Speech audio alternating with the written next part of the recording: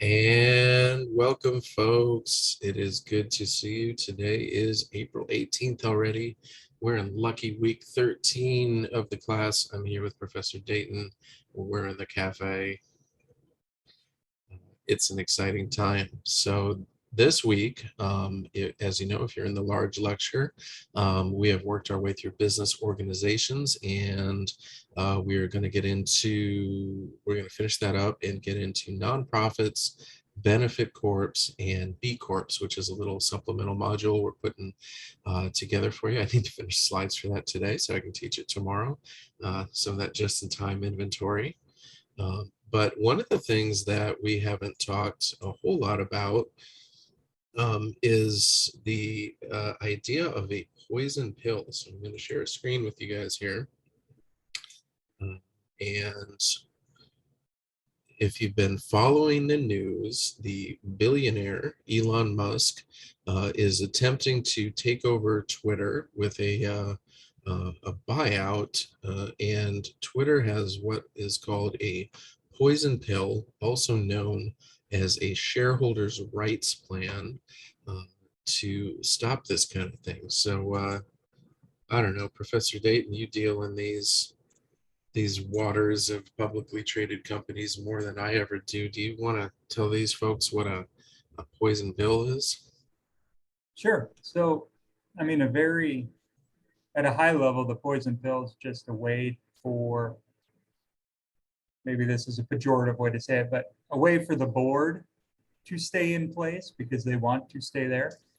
But it is kind of done like that by itself is really not permitted, but it's done in a way like we think what's best for the company and best for the shareholders, which, if you believe some economists, is the only thing a corporation should be thinking about, is what's best for the shareholders, is for not some shareholder run amok, come in, take a big chunk of the company, and then be able to flip over board seats and replace the board. So the poison pill is just kind of a way to, you can't keep people from buying shares, but you can make it not as good of a deal for somebody if they buy stuff.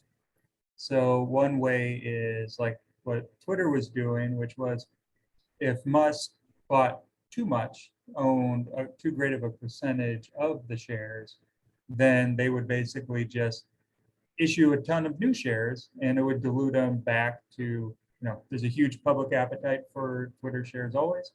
So it would allow them to dilute them back down to where it was. So just be this endless cycle of putting money in and not having the control he wants, even though the economic rights would still be there.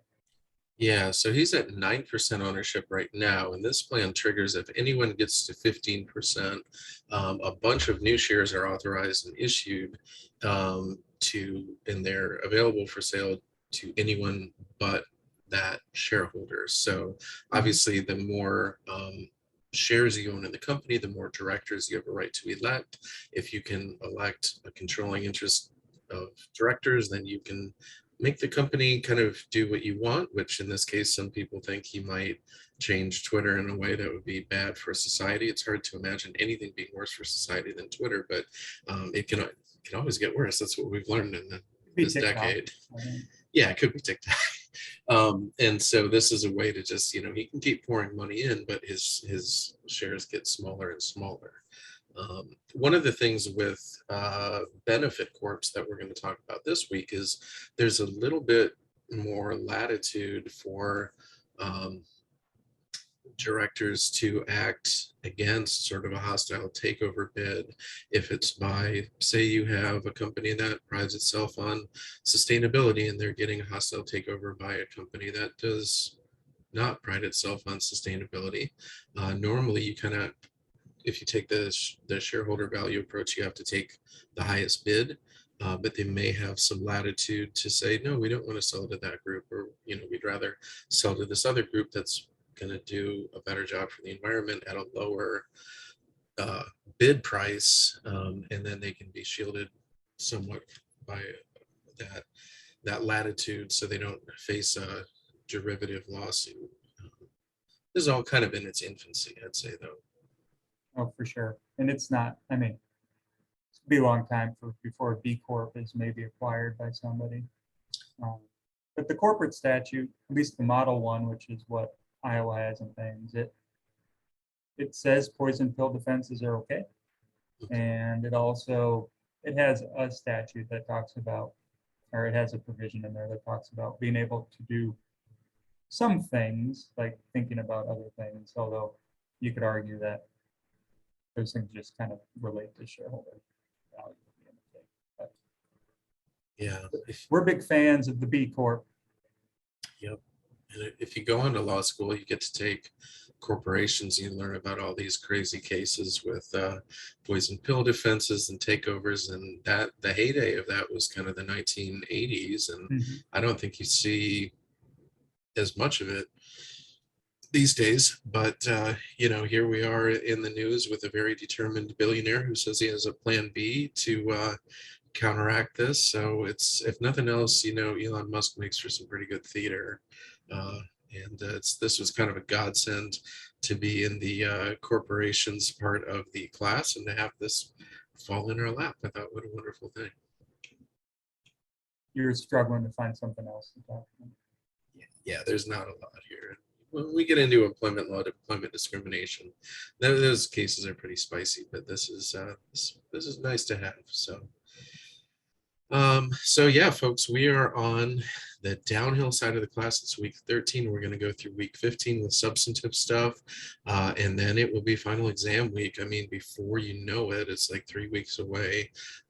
So if you have outlines that you want us to look at, study guide outlines or notes, feel free to come to our office hours. We're all happy to look at that. We have some materials for you. I believe it's module 0.4. Don't quote me on that. Take a look. But practice questions for the final. There is a Quizlet for the second half of the class that's really useful, I think. There's just lots of good things that you can find there and use in studying, and we're always happy to answer questions about that. Serial 5 will be the last group thing that you're going to be working on. It's kind of a fun one. You can get into a VR world. I don't know, dare we call it the metaverse? I'm not sure what the metaverse is, but It's pretty short of a metaverse right now, but yeah, it's got some fun. People, yeah, a professor tells you a project is fun, and most people are like, yeah, right. But people do generally like this one. it is pretty fun. It's got lots of ways you can Yeah. injure in that line, so that's fun. Yeah. So as always, folks, stay safe, stay healthy. Have a great week. If you have any questions, come to office hours and we're happy to help you. And yeah, we will see you next week.